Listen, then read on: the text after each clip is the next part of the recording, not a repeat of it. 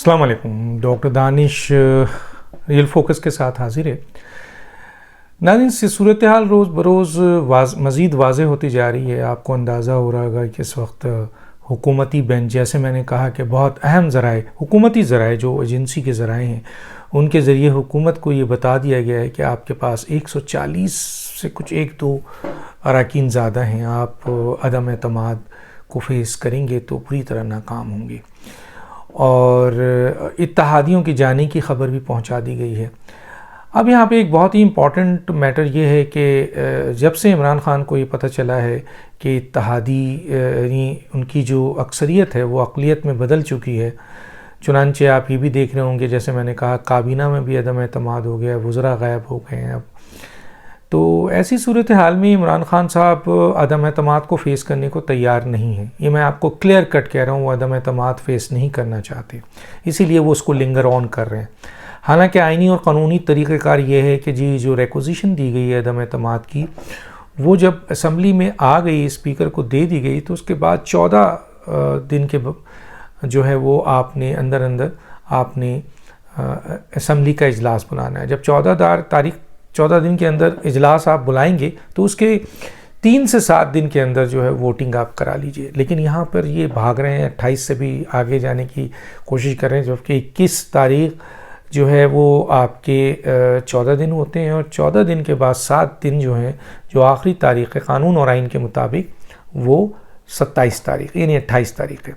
तो अगर 28 के बाद जाते हैं तो आइनी और क़ानूनी तरीक़ेकार नहीं है, एक तो ये बात। और दूसरा, अब तो स्पीकर को ये अंदाज़ा हो चुका है, जब उनके सेक्रेटरीट वालों ने भी बता दिया, और जनाब इमरान ख़ान के बहुत करीबी लोग जो हैं उन्होंने भी उनको ये बता दिया, जो बहुत ही एक्सपर्ट, जैसे अटॉर्नी जनरल ने भी बता दिया और लोगों ने भी बता दिया जो लॉ से भी रिलेटेड है। पता नहीं इमरान ख़ान को किस एक्सपर्ट लॉयर ने और उनके मुशीर ने मशवरा दिया था कि जनाब स्पीकर उनके वोट को रिजेक्ट कर देगा। अब सब सामने आ गया कि वो रिजेक्ट नहीं कर सकता, बल्कि वो एक पोस्ट ऑफिस की सूरत पे काम करेगा, और वोट काउंट भी होगा, और उसको रिजेक्ट भी नहीं किया जा सकता, और चुनांचे उसके बाद आप जो भी चाहें करें। तो ये ख़बर इमरान ख़ान के लिए बहुत तकलीफ दी है। मैंने कहा वो आग बगोला हो चुके हैं, क्योंकि उनको ये पता चल चुका है कि इत्तेहादी उनका साथ छोड़ चुके हैं। उनके अपने लोग 20 अरकान, जो मैंने बताया टोटल 20 अरकान, वो जो हैं वो बिल्कुल इंटैक्ट हैं अपोजिशन के साथ, किसी भी सूरत में अपोजिशन से हटने को तैयार नहीं है।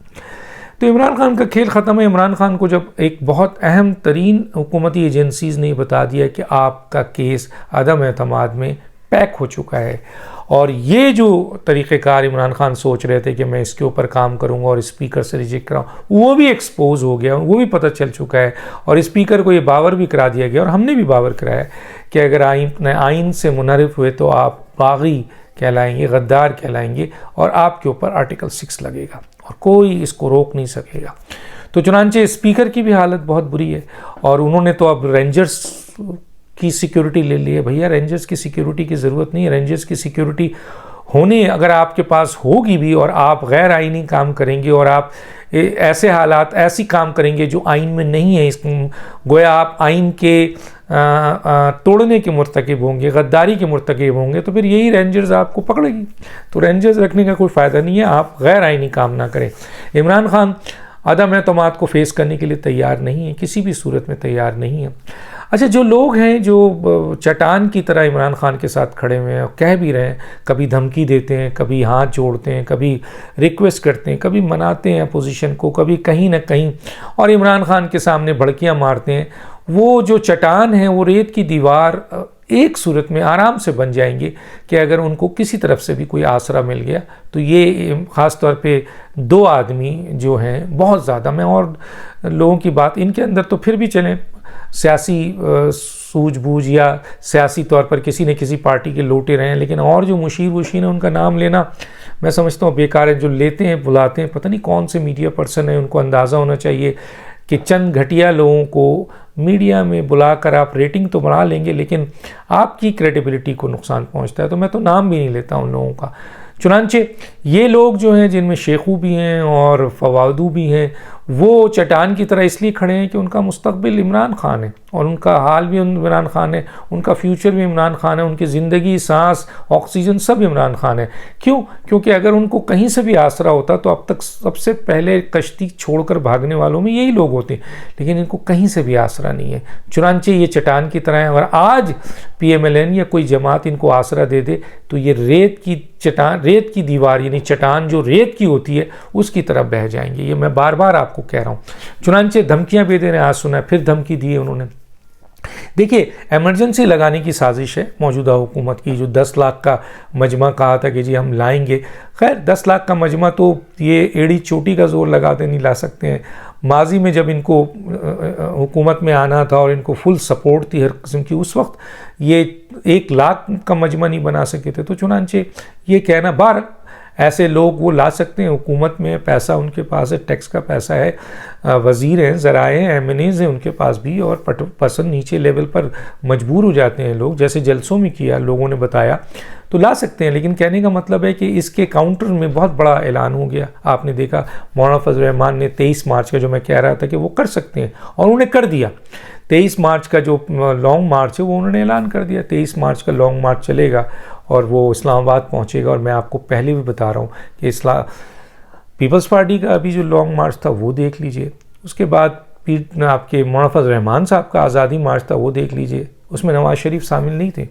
तो ये 2 मार्च का तो देख चुके हैं। अगर फ़र्ज़ कीजिए इसमें PMLN भी शामिल हो, पीपल्स पार्टी भी शामिल हो और उसके बाद मौलाना फजल रहमान भी शामिल हो, तो फिर वो कितना बड़ा मजमा होगा। और इस वक्त यकीनन कोई दो राय नहीं है कि अवाम अपोजिशन के साथ है, हुकूमत के साथ नहीं है। चाहे हुकूमत नाराज़ हो, कुछ भी हो, जो हकीकत है वो हकीकत है, और ये पता है इमरान खान को। लेकिन जो एक साजिश चलाई जा रही है, और उस साजिश में मिनिस्ट्री ऑफ इंटीरियर भी शामिल है। लोग ये कह रहे हैं कि वो चाहते हैं, क्योंकि उन्होंने भी ये आपके अलग ऐलान ये कहा था कि वर्करों आओ और उनका घेराव करो उस दिन जिस दिन एतमाद हो। इसका मतलब है वर्कर और उस मेंबर ऑफ पार्लियामेंट के दरमियान हाथापाई हो और उसमें कोई कैजुअल्टीज़ हो जाए। ये स्टेटमेंट शेख रशीद का है। वो भी, जबकि हुकूमत का काम लॉ एंड ऑर्डर को कंट्रोल करना, अदम एतमाद को पुरअमन तरीके से आइनी तौर पर हल कराना है, लेकिन यहाँ तो वाज़े तौर पर एक चीज़ नज़र आ रही है कि इमरान खान, जैसे कि उनके फैसल वार्डन ने भी कहा कि आप 182 भी कर लें तब भी वज़ीर आज़म को नहीं हटा सकते। गोया वज़ीर आज़म किसी भी सूरत में, हालांकि उनके ख़िलाफ़ अदम एतमाद आ चुकी है, वो उसको आइनी तौर पर फेस करें। वो आपके धमकियाँ दे रहे हैं, गालियाँ दे रहे हैं, मसाइल है, इमरजेंसी लाने की बात कर रहे हैं, बहुत कुछ कह रहे हैं, और ये बात वाज़े आ रही है कि इमरान खान किसी भी सूरत में इक़्तिदार छोड़ने के लिए तैयार नहीं है। इतने ज़बरदस्त ग्रीडी मैंने आज तक किसी मुल्क के वज़ीर आज़म को नहीं देखा। अगर आप वज़ीर आज़म रहना चाहते हैं तो अदम एतमाद में जाएं। मेंबर ऑफ पार्लियामेंट अगर आपको आपके हक़ में वोट देते हैं, आप रहिए, 1 साल नहीं 10 साल रहिए। लेकिन अगर मेंबर ऑफ पार्लियामेंट आपके हक़ में वोट नहीं देते हैं और वो आप पर एतमाद नहीं करते हैं, तो फिर आपको वज़ीर आज़म रहने का कोई हक़ नहीं है। फिर PTI का कोई और आदमी है, या मेंबर ऑफ पार्लियामेंट में से अपोजिशन का कोई और आदमी है। लेकिन आप इतने ग्रीडी हैं, आप इतने ग्रीडी हैं कि आप किसी भी सूरत में वज़ारत उज़्मा छोड़ने को तैयार नहीं है। मतलब आपको इक़्तिदार का इतनी लालच, आज तक पाकिस्तान की तारीख़ में, तो क्या दुनिया की तारीख़ में किसी शख्स को इतना ग्रीडी जो है वो नहीं देखा गया।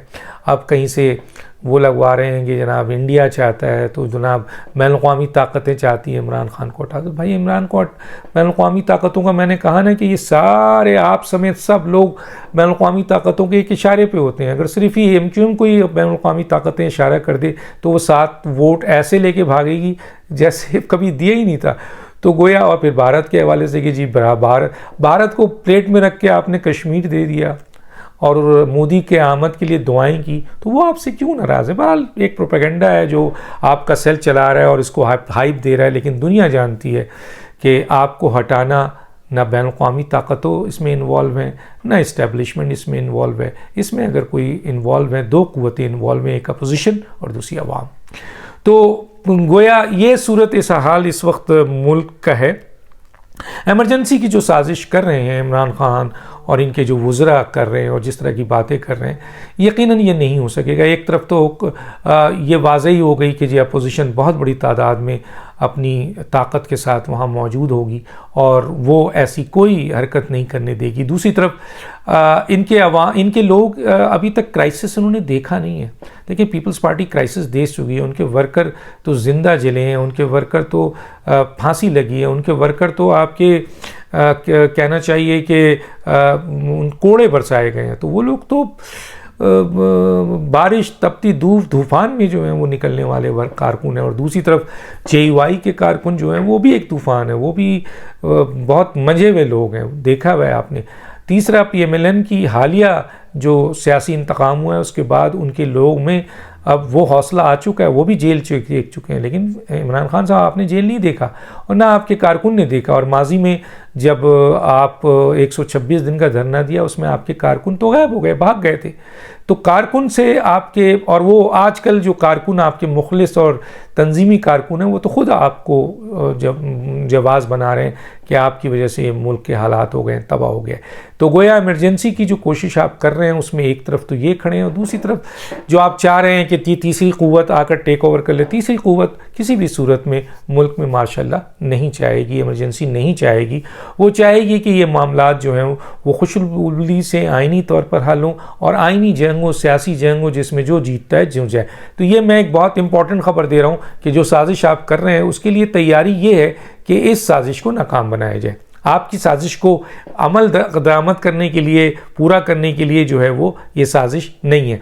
तो गोया इसके बाद क्या रह जाता है, मैं आपको बता रहा हूँ कि इमरान खान साहब जैसे ही अपोजिशन के साथ इत्तेहादी जो हैं प्रेस कॉन्फ्रेंस करेंगे और ये मुमकिन है कि वो ये कहें कि हम वजारत छोड़ रहे हैं, और दूसरी बात ये है कि वो अपोजिशन बेंचों में बैठेंगे, तो फिर अदम एतमाद से हटकर बात आ जाएगी इमरान खान की अक्सरियत की कि आप अब शो करें पार्लियामेंट में और सदर को हर सूरत में इजलास बुलाना पड़ेगा और वज़ीर आज़म को अपना अक्सरियत शो करनी पड़ेगी, जिसमें यकीनन उनको नहीं कर सकेंगे। तो इमरान खान साहब जाएंगे कहाँ? इमरान खान साहब इस्तीफ़ा देंगे।